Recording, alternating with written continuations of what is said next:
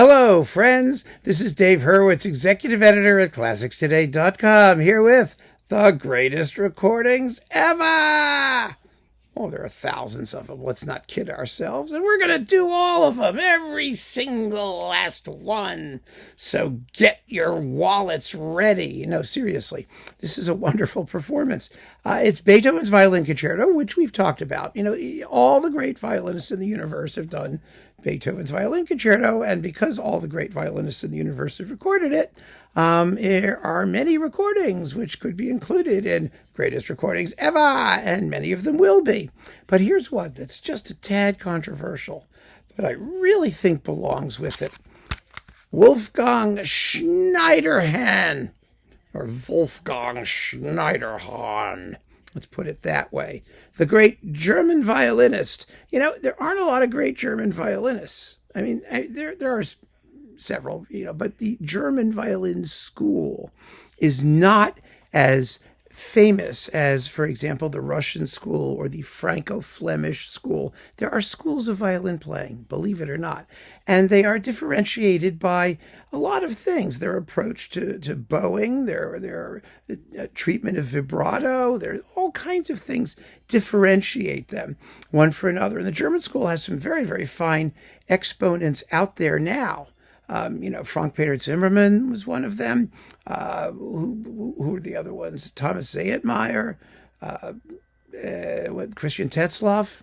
They're all coming out of that sort of German school. But back in the 50s and 60s, there were not that many iconic exemplars of that school of playing. It was the same thing actually in piano music. In the world of piano playing, you had Wilhelm Kempff.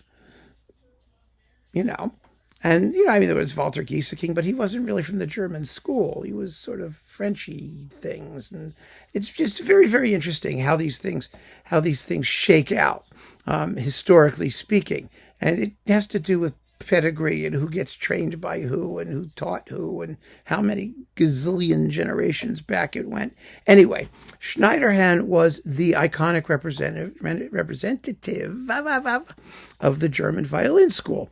And he recorded the Beethoven Violin Concerto with the Berlin Philharmonic and not with Herbert von Karajan, probably because his approach to tone production was just a little bit not as voluptuous as Karajan might have liked. Karajan liked Christian Ferras, and then Anna Sophie Mutter, who, for all of her Anna Sophie Mutter creds, is not of the German violin school. Anyway, he certainly was. And Jochum was a wonderful, wonderful, marvelous Beethoven conductor and a fabulous concerto accompanist. And he's got the Berlin Phil. But what makes this controversial is the first movement cadenza. Yes, this is, it says here, right here, it's it was a big deal when it came out.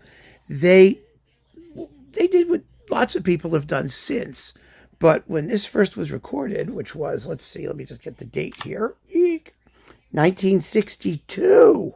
Whoa, the dawn of time, 1962. They took the cadenza that Beethoven wrote, the wacky cadenza from his piano concerto arrangement of the violin concerto with the solo timpani in it, going whack, whack, whack, whack, that sort of stuff. And they adapted it to the violin. And it's a big, long, crazy cadenza that really is terribly out of place in the work in some respects. It really, really is. But it's fun, and it was bizarre. And, doing strange cadenzas to the Beethoven Concerto has become a cottage industry now. I mean, remember we had, who was it, Schnittke, who did one for Gideon Kramer that he recorded with Neville Mariner? Ugh, it was horrible. And most of them are horrible. And this one is kind of horrible, but it's by Beethoven. So it just goes to show that the composer is not always the best judge of these things, number one, but Beethoven, remember, wrote it for the piano, not for the violin. So when these guys went and did it for the violin, it made a big splash. And it also essentially booted this recording out of contention for great recordings of the Beethoven Violin Concerto, because the others all used the cadenza in the first movement by Joachim or Kreisler or one of those or some people wrote their own that were more tasteful, supposedly shorter, more in keeping with the spirit of the work. I think this is a great performance. It really is, including the cadenza. It has what all great performances need. I mean, it has fabulous playing by really intelligent interpreters who, it's a very German thing. It's like Regie Theater. I mean, they're exploring the possibilities of the work. It is faithful to the composer, and no matter how bizarre that cadenza is, it has character, personality. And today, when people do things just for the sake of it, just because they can, to hear this being done in 1962, not just because they can, but as a thoughtful, probing investigation of the potentialities of the Beethoven Violin Concerto, all in, I must say, nicely fluid tempos with glorious orchestral support, very nicely recorded. I mean, what are we fetching about? It's certainly one of the greatest recordings ever.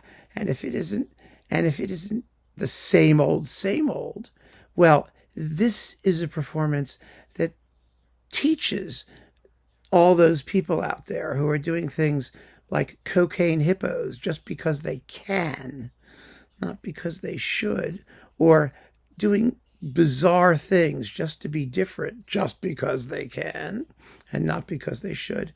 Well, this is a lesson in how to do it, and how to do it right, how to do it respectfully, how to do it tastefully.